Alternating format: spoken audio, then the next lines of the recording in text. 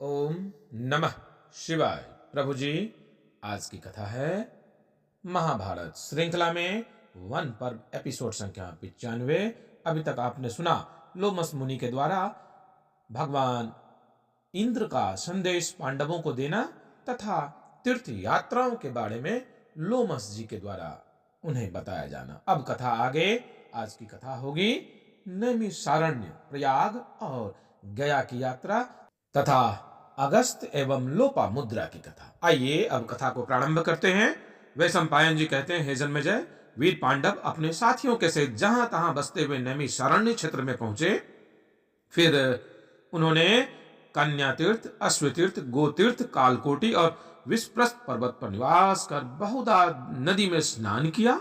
वहां से वे देवताओं की यज्ञ भूमि प्रयाग में पहुंच गए। यहाँ सत्यनिष्ठ पांडवों ने गंगा यमुना के संगम में स्नान कर प्रजापति ब्रह्मा की वेदी पर गए।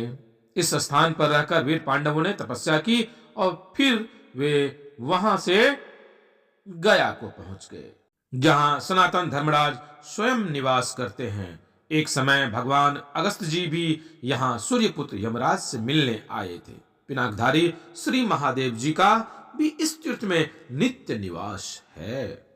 इस प्रकार गैसिक क्षेत्र में चतुर्मास यज्ञ कर पांडवों ने अगस्त आश्रम में आए। यहाँ उनसे लोमस ऋषि ने कहा, कुरुनंदन, एक बार भगवान अगस्त ने एक गड्ढे में अपने पीतरों को उल्टे सिर लटकते हुए देखकर उनसे पूछा, आप लोग इस प्रकार नीचे को सिर किए हुए क्यों लटके हुए हैं? तब उन वेदवादी मुनियों ने कहा, हम तुम्हारे ही पितृगण हैं और पुत्र होने की आशा लगाए हुए इस गड्ढे में लटके हुए हैं। बेटा अगस्त, यदि तुम्हारा एक पुत्र भी हो जाए तो इस नरक से हमारा छुटकारा हो सकता है और तुम्हें भी सद्गति मिल सकती है। अगस्त बड़े तेजस्वी और सत्यनिष्ठ थे। उन्होंने पितरों से कहा, पितृगण, आप निश्चिंत रहिए, मैं आपकी इच्छा अवश्य पूर्ण करूंगा।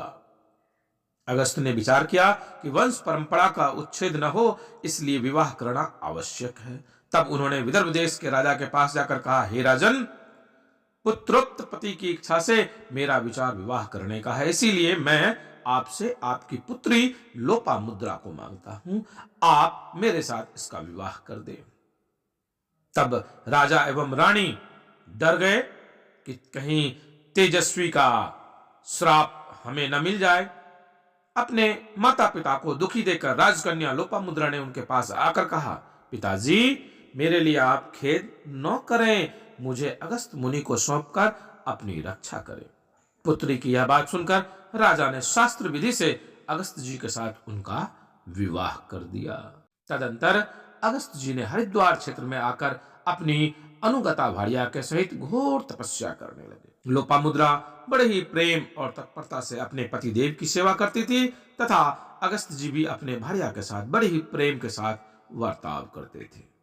हे राजन, जब इसी प्रकार बहुत समय निकल गया, तब लोपामुद्रा ने कहा, भगवन, आपने मेरी समस्त कामनाएं पूर्ण कर दी। अब आप मेरे गर्भ से एक पराक्रमी पुत्र उत्पन्न करें। इस पर मुनिवर अगस्त ने बहुत अच्छा कहा। वह ऋतुकाल आने पर अपनी सहधर्मिणी के साथ समागम किया। गर्भधारण के पश्चात वे वन में चले गए। उनके वन में चले जाने पर 7 वर्ष तक वह गर्भ पेट में ही बढ़ता रहा। जब 7वां वर्ष भी समाप्त हो गया तो लोपामुद्रा के गर्भ से दृढ़स्थ्यु नामक एक बड़ा ही बुद्धिमान और तेजस्वी बालक उत्पन्न हुआ। वह परम तपस्वी तथा सांगोपांग वेद एवं उपनिषदों का पाठ करने वाला था। उसका जन्म होने पर अगस्त जी के पितरों को उनके अभिष्ट लोक की प्राप्त हो गई। तभी से पृथ्वी पर यह स्थान अगस्त्य आश्रम के नाम से प्रसिद्ध हुआ। राजन, यह आश्रम अनेकों रमणीय गुणों से संपन्न है। देखो, इनके समीप यह परम पवित्र भागीरथी नदी प्रवाहित हो रही है। बड़े बड़े देवता और गंधर्व भी इसका सेवन करते हैं। यह भृगुतीर्थ तीनों लोकों में प्रसिद्ध है। भगवान श्री राम ने भृगुनंदन परशुराम के तेज को कुंठित कर दिया था, तब उन्होंने उसे इसी तीर्थ में स्नान करके पुनः प्राप्त किया था। इस प्रकार तुम्हारा भी तेज दुर्योधन ने हर लिया है, सो तुम भी इस तीर्थ में स्नान करके उसे पुनः प्राप्त कर लो। प्रभु जी, आज की कथा को यही विराम देते हैं। आगे की कथा पुनः आगे आपसे शीघ्र मिलते हैं। अगली वीडियो में। तब तक के लिए ओम नमः शिवाय।